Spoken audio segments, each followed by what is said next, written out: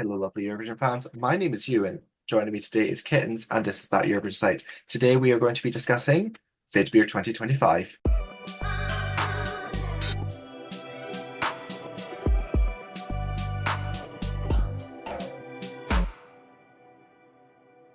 So, hello, Kittens. How are you doing today? Yeah, I'm doing all right. It's a busy time of year, I think it's fair to say. Yeah, I was thinking back in like the what was it, the 14th of January. It's like, oh my God, we've really had a lot in these last like few weeks. Like it's January. It's we've not even had we've had like two national finals at that point. But we've got a lot more to go and a lot more in the middle of February as well. One of which is Vidbir. So, overall thoughts of the show itself. The format is there's a long list provided by Suspline of 20 songs, nine of which automatically qualify to the final, and then the remaining 11 are voted on, with one of them winning a wildcard slot. But of course, there wasn't actually 11 voted on this year. There was 10 because Teslenko decided to withdraw to try and represent San Marino. And currently, as of speaking, he's in the semi final, along with Grisana, who didn't actually manage to get through the wild card, so she just tried there as well. So that was ultimately won by Finca with quite a margin. I think she got over half, just under half of the votes. So she resigned and became the 10th person in the slot. The 10th slot in the final. So there's going to be a jury and a televote mix system picking Ukraine's entry, like how they've done it for the last few years. So yeah, what's your overall thoughts on the system? I mean, I feel like I make no secret of the fact that I generally despise wildcards. Um, I would rather they just had two semi-finals personally. Um, but I am gonna make kind of an exception for this process, I think, in that I think that the wildcard winner might be one of the strongest in the selection for me personally this year. It's okay. We're all entitled to having our wrong opinions. I I am so conflicted about wildcards because I don't think it often doesn't turn out well for the artists. Um and I think in often you are just trying to use that for engagement and it doesn't always pan out for the artists and they've just gotten a bit of false hope here. But I think in Ukraine they seem to have a lot of momentum. Like a lot of people are engaged in that vote. So a lot of people are out there hearing the songs. So I'm kind of inclined to make a little bit of an exception for that. I like wild cards, but I think a wild card, it should be a wild card. This is it should be for completely unknown singers, like how Germany would do it, and have like, okay, anyone, we've got our singers here. Anyone can submit something, and then it can be in. You've got a little vote. This one announcing the long list and then saying, okay, here, but one of them can go in. When I'm going to disagree with you, Culture is not good, and there's no song in the wild card round that I would think that I would actively go and listen to. There's only two that I could actually stand listening to, which is in complete contrast to the final, where I love most of them. So yeah, I don't think it really worked. I think they should definitely have semifinals because like the quality is there in the final. Like Yeah, this is the there's it thing. get Yeah. I don't because I don't know how much having such a small final does put off a lot of people because Ukrainian music is probably one of the best music industries in the continent, if not the world. Um, yeah, feel like there could be having those extra weeks. That's another two 10-hour selection shows going on right there every week that you could. I wish I were joking, but it's probably going to end up being like that again, isn't it? Yeah, so I just don't think this is the way to do wildcard rounds because I love how they've kind of won me over a bit and they've kind of lost you because I am the wild card denier. I don't normally think this does well for artists. But I think the one thing that the Ukraine wildcard does that some other wildcard rounds don't do is people are genuinely engaged with the wildcard process rather Yeah. than it just being some kind of like stuck on, oh well, like we're gonna put it on like Radio 400, not even like the main radio station. We're gonna release like 20 acts that you've never heard of before, but we're gonna give them absolutely no promo and give you no real inclination to vote for them. So it's just entirely up to the artists to shill for our contest. Yeah. While And they've this actually year they've given is them the same amount, they've given the same amount of energy for the ones already in the final. so yeah, so I am inclined to give them a little bit more credit for that.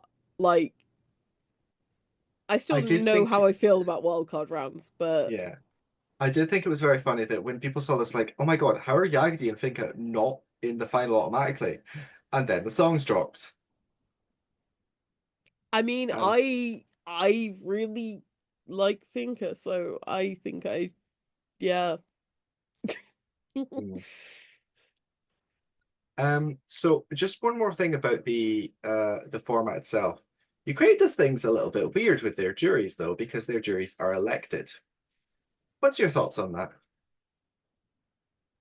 I think it's cute, but also your jury's being elected doesn't necessarily give you like a good spread of people. So for context, our jury this year are Jamala, Katerina, who is the lead singer of Goa, and Seti Tanchinets, who is a producer and singer. Yeah, but I Hmm. mean, you you're kind of voting for the people you like as kind of like celebrities or people in the music industry. But what I kind of like from juries is when you have, people in all sorts of parts of the industry. Yeah, it. I wouldn't particularly mind if say like, okay, here we're like we've picked a producer, we've picked staged I was going to say stagehand, but that's not the right word. I know what you mean. Yeah, this Yeah. the stage master. The Like stage master. here's five singers. Vote on which one you want, or I would I have don't. liked to have seen them maybe do if they like doing like short lists of extra people that might want to be involved in the show. Um, you could have five categories and have 3 to 5 people in each category and then have Yeah, people vote for that. Um, because otherwise you just run the risk of it just being these are my favorite celebrities and I want to see them on the television. yeah, and I'm a Um, bit sick. Let's face it. I'm going to say something controversial for the first time in this video. I do not care for Jamala, and I do not want to hear her and or hear her opinions on anything.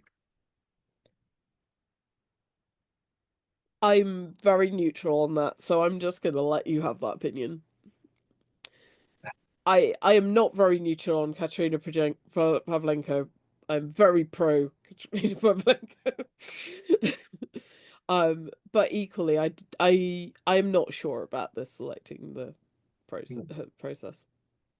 But yeah, moving on to the final itself. So we've got 10 songs. We do have a running order. What are your overall thoughts just looking at that running order and think who do you think is going to like stand out from it? And like, is there anyone you think has been screwed over by it or do quite well? I mean, I think this running order is very like the way that the running order is done is very like up and down musically. Um, which I think could actually end up quite nice. Yeah. As an Personally, actual I'm not presentation. yeah, personally, I'm not really a fan of the I think it's called the zipper thing of going up, down, up, down. I like it a little bit more clustered and a movement. But it's interesting seeing some of those ones is going Kaya into Finca into Krilata, Mm. um, which I would possibly say those are three of the heavy hitters for this year. So having them all together, completely overshadowing Ziffer who's probably going to come last, which I do think is quite funny because sorry, Lewis, who is the only person in the site who seems to actually like Ziffer Bird Prey is not good. So yeah, I do also think Melody is possibly a bit screwed over by that because I think They're my seat it's it would have very had a low potential. key and it's Yeah, really cute in that way. Um, so I don't, they're gonna need to work to make it stand out, and yeah, Well, particularly third, right in front of Future Culture, I think it might have been a bit screwed over by that. it's so hard to tell without actually seeing the staging and what they're gonna do with it. Mm, It's gonna be interesting to see, yeah. definitely. The one thing that I have mixed feelings about is starting with the big ballad. Um, I have mixed feelings about it because I'm like, oh yeah, get it over with. And Um, though I think it is good because you're going to have because some vocal moment in that, like having it with a big dramatic start. Because a people powerful, always say, majestic start. I didn't say majestic. That is a direct quote from Love, Love, Peace, Peace, but sure. Oh, right. Look, I spent the entirety of that of Love Love PPs watching once. But yeah, so going for Vlad, I think I don't know because people always say like, oh, you need to start and end with like big bangy number to just like get people going. But I think sometimes it's nice starting with a ballad because it's more of a gentle introduction to it. Um, I yeah.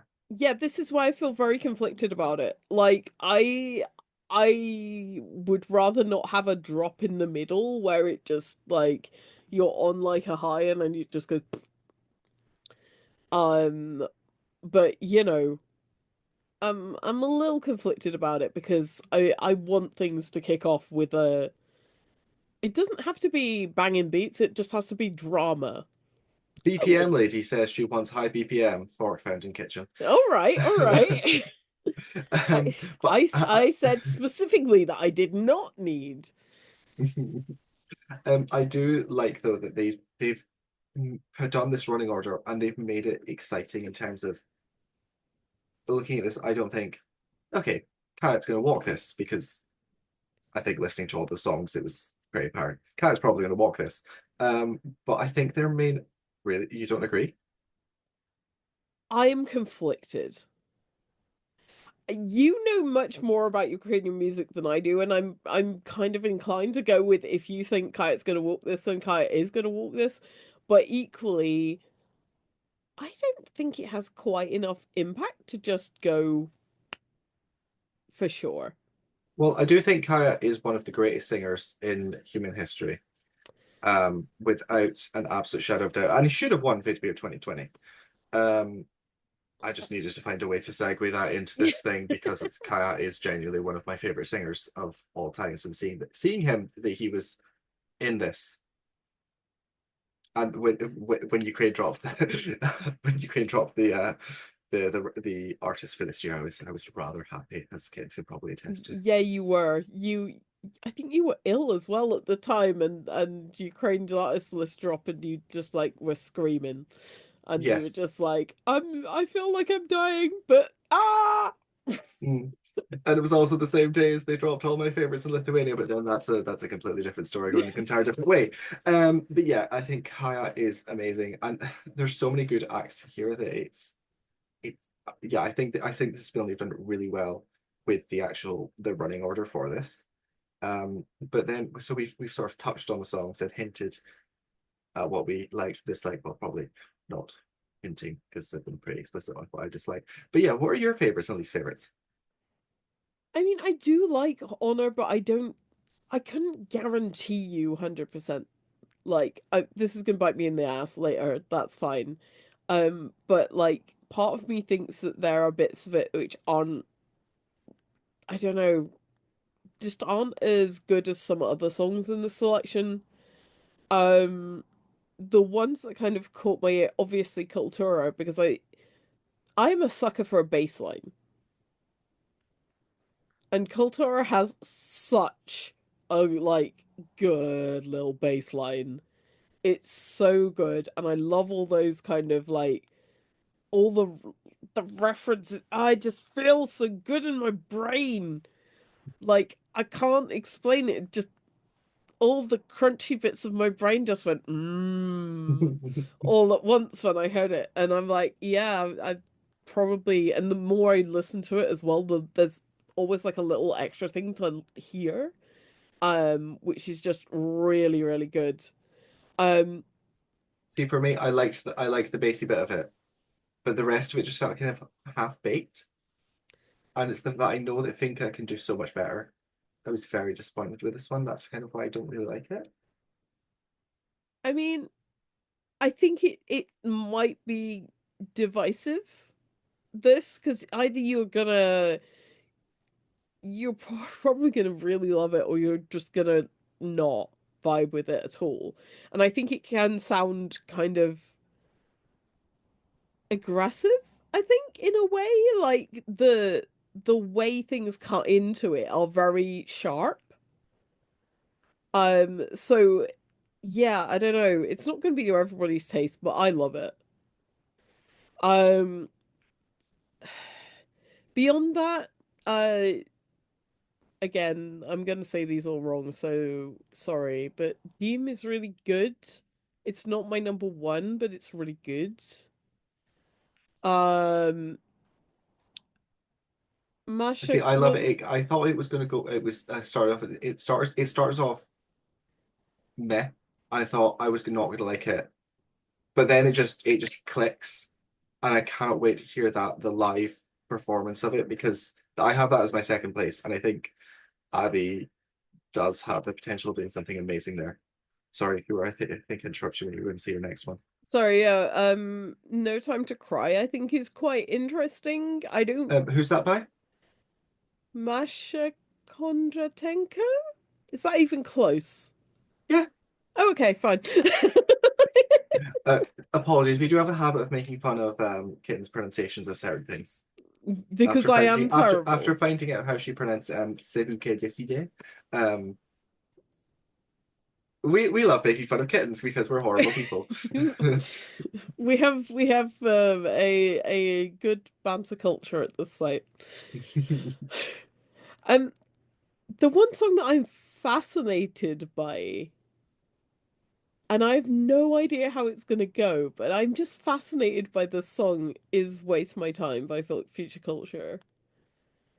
Because Mm, if I was lying on a beach with a cocktail in hand, I would be having a great time to that song.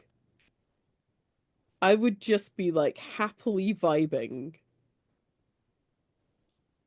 But are they gonna how they gonna is it I can't work out in my brain how it's gonna work.